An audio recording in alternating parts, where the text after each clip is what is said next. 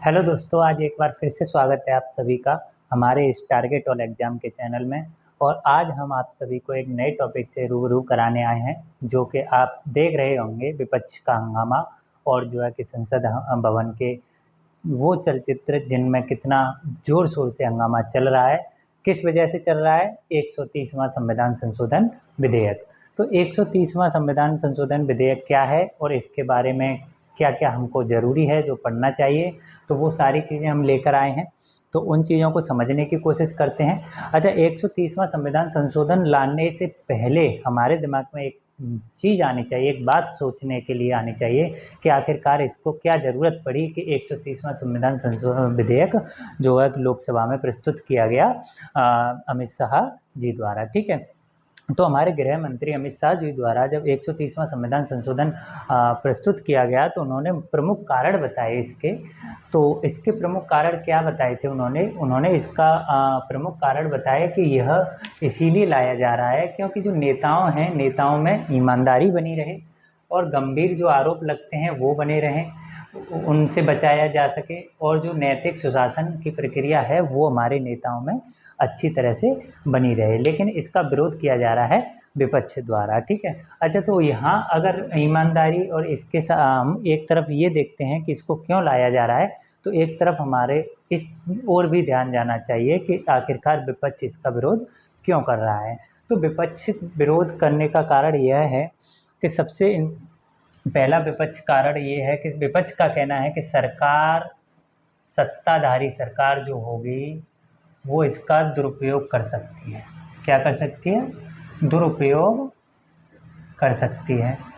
दूसरा, विपक्ष का सबसे महत्वपूर्ण जो दिया गया है कि इसे लाने में जल्दबाजी की। क्या कर दी है? जल्दबाजी कर दी है। ठीक है। और तीसरा विपक्ष जो प्रमुख कारण बता रहा है इसको, तीसरा विपक्ष कारण बता रहा है कि इसको बिना सूचना के लाया गया है हमारे लोकसभा में, बिना पूर्व सूचना के इसको पेश किया गया है। तो अब बिना पूर्व सूचना के भी पेश किया गया है और जो सरकार इसका सत्ताधारी सरकार इसका दुरुपयोग कर सकती है, ये सारी चीज़ें हमको समझनी है। तो एक और जब सत्ताधारी सरकार इसकी अच्छाइयाँ गिनाती है, तो दूसरी ओर विपक्ष इसका कुछ विपक्ष में विरोध भी कर रहे हैं और कुछ विपक्ष में इसके शामिल भी हैं। अच्छा, ये 130वां संविधान संशोधन विधेयक जो प्रस्तुत किया गया है, इसके साथ दो विधेयक और हैं जो प्रस्तुत किए गए हैं। इसके साथ ये 3 विधेयक प्रस्तुत किए गए हैं। एक 130वां संशोधन विधेयक 2025, दूसरा जम्मू कश्मीर राज्य पुनर्गठन संशोधन विधेयक 2025, और तीसरा जो है संघ राज्य क्षेत्र संशोधन अधिनियम 2025। तो आखिरकार इसे लाया गया है, तो इसमें क्या क्या दिया गया है, क्या प्रक्रिया है, उस चीज़ को समझते हैं। अब से पहले हमारे संविधान में 2005 में एक विधेयक लाया गया था, जिससे हमारे पुराने संविधान में यह प्रावधान था, 1951 संविधान में। उसमें प्रावधान ये था कि अगर कोई भी मंत्री या मुख्यमंत्री या प्रधानमंत्री जिस पर अगर कोई गंभीर आरोप लगाया गया है और वह गंभीर आरोप एक जो उस सीमा तक है जिसमें अधिकतम उसको 2 साल की सज़ा होती है, तो उसको अपने पद से त्याग देना पड़ेगा। अगर वह इस्तीफ़ा नहीं देता है तो स्वतः ही वह जो है कि उस पद से निष्कासित कर दिया जाएगा। लेकिन इस 130वें संविधान संशोधन में यह प्रावधान लाया गया है विधेयक में। इस विधेयक में यह प्रावधान है कि अगर कोई भी मंत्री या कोई भी विधायक, कोई भी सांसद, कोई भी प्रधानमंत्री, कोई भी हो, अगर वो जो है कि 30 दिन तक, अधिकतम 30 दिन तक अगर कारागार में रहता है, जेल में रहता है, तो उसको क्या करना, उसका जो पद होगा वो स्वतः ही समाप्त हो जाएगा। कुछ दिन समय पहले आपने देखा होगा, दिल्ली के केजरीवाल मुख्यमंत्री जो थे अरविंद केजरीवाल, वो 2 महीने के करीब जेल में रहे थे। लेकिन वो जेल में रहते हुए भी अपने पद से उन्होंने इस्तीफ़ा नहीं दिया था और वो दिल्ली के मुख्यमंत्री के तौर पर बने रहे। जब वो दिल्ली के मुख्यमंत्री के तौर से बाहर आए, जब आकर उन्होंने इस्तीफ़ा दिया और नए मुख्यमंत्री अदिति सिंह को चुना गया था। लेकिन अब ऐसा नहीं होगा इस संशोधन द्वारा, कि अब जो भी मंत्री होगा और तो अगर वो 30 दिन से ज़्यादा जेल काटता है तो उसको स्वतः ही क्या कर दिया जाएगा, उसके पद से निष्कासित कर दिया जाएगा। अच्छा, विपक्ष इसका विरोध इस तरीके से कर रहा है कि अगर कोई भी मंत्री 30 दिन तक उसमें जेल में रहता है और उसका आधार, उस केस को आधार मानकर इसको निष्कासित कर दिया जाएगा, लेकिन अगर उसका केस सिद्ध नहीं होता है, आरोप सिद्ध नहीं होता है, तो भी उसको पद से निष्कासित कर दिया जाता है अगर वो 30 दिन तक जेल में रहता है तो।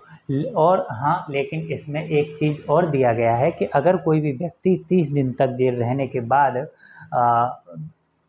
जो है कि रिहाई पर आता है तो वह द्वारा उस पद को ग्रहण कर सकता है, ये इसमें प्रावधान दिया गया है। अच्छा, इसमें 130वां संविधान संशोधन विधेयक के अलावा जैसे जम्मू कश्मीर राज्य पुनर्गठन संशोधन 2025 विधेयक है, और ऐसे ही संघ राज्य क्षेत्र शासन संशोधन विधेयक 2025 है। इनमें क्या प्रावधान है? इनमें ये प्रावधान है, जम्मू कश्मीर जो कश्मीर राज्य पुनर्गठन का संशोधन है, इसमें केवल जम्मू कश्मीर के लिए ये प्रावधान के लिए लाया गया है कि यही जो मैंने बताया 130वें संविधान संशोधन में, वही प्रक्रिया जम्मू कश्मीर में लागू होगी। इस वजह से जम्मू कश्मीर में यह विधेयक प्रस्तुत किया गया। यही प्रक्रिया दिल्ली के लिए लागू होगी, इसीलिए संघ राज्य क्षेत्र शासन अधिनियम लाया गया। अच्छा, इसमें 130वें संविधान संशोधन द्वारा क्या किया जा रहा है कि जो है कि अनुच्छेद 75A, कौन सा, 75A के तहत यह जोड़ा जा रहा है कि कोई भी मंत्री 30 दिन से अधिक अगर जो है कि उस पर रहता है, जेल में रहता है, तो उसको क्या कर दिया जाएगा, निष्कासित कर दिया जाएगा। जम्मू कश्मीर राज्य पुनर्गठन संशोधन अधिनियम विधेयक जो है उसके अनुसार अगर अनुच्छेद 164 164A को जोड़ा जा रहा है, जिसमें कहा गया है कि जो 130 में कहा गया है, लेकिन इसमें क्या प्रावधान दिया गया है कि जो मंत्री जो इस्तीफा देगा वो अपने मुख्यमंत्री की सलाह पर ही गिरफ्तार दे सकता है। अब मुख्यमंत्री की सलाह ली जाएगी जब उसका पद जो है कि निष्कासित किया जाएगा। यही प्रावधान दिल्ली में रहेगा कि जब भी कोई भी मंत्री या विधायक उससे 30 दिन तक जेल में रहता है और उसको निष्कासित किया जाता है, तो उससे पहले उसको क्या लिया जाएगा, उसके मुख्यमंत्री से सलाह ली जाएगी। और जो है कि इसका प्रावधान दिल्ली में 239AA के अनुच्छेद 5A में इसका प्रावधान किया गया है। इसके अलावा हमें इसके बारे में क्या जानने की ज़रूरत है कि संविधान संशोधन जिस प्रक्रिया विधेयक होता है, उस विधेयक को किसके तहत लाया गया। उसमें संविधान में हमारे में एक अनुच्छेद है जिसको अनुच्छेद 368, उसके तहत हम संविधान के किसी भी भाग में जो है कि संशोधन कर सकते हैं। अनुच्छेद 368 के भाग 20 में क्या है कि हम संविधान के किसी भी भाग में संशोधन कर सकते हैं। लेकिन क्या हुआ कि जो है कि एक केस आया था 1773 में ईस्वी में, केशवा भारती मामला, जिसमें सुप्रीम कोर्ट ने कहा कि संविधान की मूल संरचना जो है, मूल संरचना में किसी भी प्रकार का संशोधन नहीं किया जा सकता है। जो मूल संविधान से संशोधन है संबंधित रखता है, संविधान की स्ट्रक्चर है, बेसिक स्ट्रक्चर, उसमें संशोधन नहीं किया जा सकता है।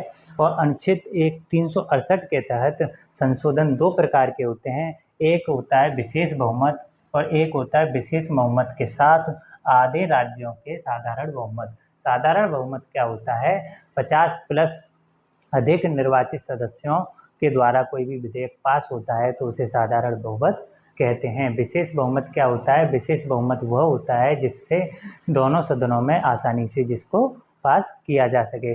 अब जो है कि 130वें संविधान संशोधन में क्या किया जा रहा है कि अब आगे की इसमें प्रक्रिया ये है कि हो सकता है कि इसकी जो लोकसभा अध्यक्ष हैं ओम बिरला, उन्होंने जो है कि इसकी संयुक्त बैठक बिठाई है। क्या बैठाई है, संयुक्त बैठक बुलाई है, जिसमें राज्यसभा और लोकसभा दोनों के सदस्य होंगे और एक संयुक्त बैठक होगी। और इसमें जो रेशियो होता है, जहां राज्यसभा का एक सदस्य और लोकसभा के 2 सदस्य बैठते हैं, और इस सदन की, इस लोकसभा की संयुक्त बैठक में एक समिति का गठन किया गया है। वो समिति होगी तथार्थ समिति। तदर्थ समिति क्या होती है? तदर्थ समिति इसीलिए नियुक्त की जाती है कि कोई भी खास महत्वपूर्ण जो विषय होता है उस पर सलाह देने के लिए सरकार को, और उसके विषय में कमियां और उसकी अच्छाइयां बताने के लिए। लेकिन जो तदर्थ समिति उसको सलाह देती है सरकार को, वो सरकार बाध्य नहीं होती है सरकार कि उसको माने या न माने। वो सरकार के ऊपर है कि सरकार इसकी सलाह को माने या न माने। लेकिन जो संयुक्त बैठक होती है, इस संयुक्त बैठक की अध्यक्षता कौन करेगा? उपराष्ट्रपति। कौन करते हैं? उपराष्ट्रपति करते हैं, न कि लोकसभा के अध्यक्ष। लोकसभा अध्यक्ष जो है कि इसकी केवल घोषणा कर सकते हैं, क्योंकि लोकसभा में ही यह विधेयक प्रस्तुत किया गया है। तो ये था हमारा 130वां संविधान संशोधन विधेयक। इसके बारे में हमने सब कुछ जाना। आगे वीडियो देखने के लिए हमारे चैनल से बने रहिए। नमस्कार।